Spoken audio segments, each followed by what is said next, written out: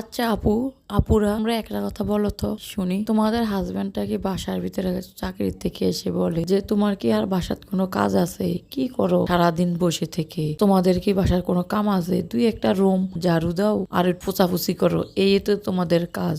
আর কি কাজ থাকতে পারে তোমাদের মেয়ে? বাসার ভিতরে আর কোনো কাজ আছে? সারাক্ষণ খালি টিভি দেখো আর মোবাইল দেখো, এটাই তো তোমাদের কাজ।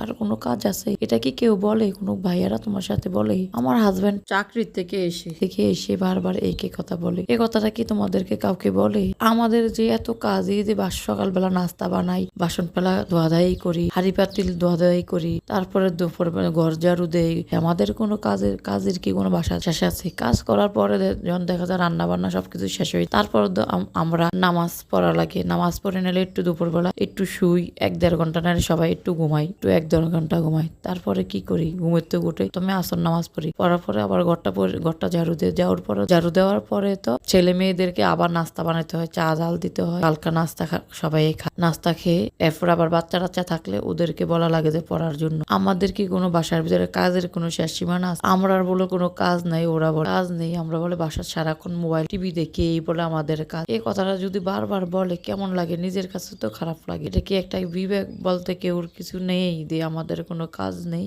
যারা হাজবেন্ডটা এসব কথা বলে অবশ্যই ভিডিওটার মধ্যে তোমরা কমেন্ট বক্সে জানাবে। এটা একটা কথা হলো নি, বলো না তোমরা? আমার ভিডিওটা ভালো লাগলে অবশ্যই তোমরা লাইক কমেন্ট শেয়ার করবে। রহিমা কুকিং হাউসে। আল্লাহ হাফেজ।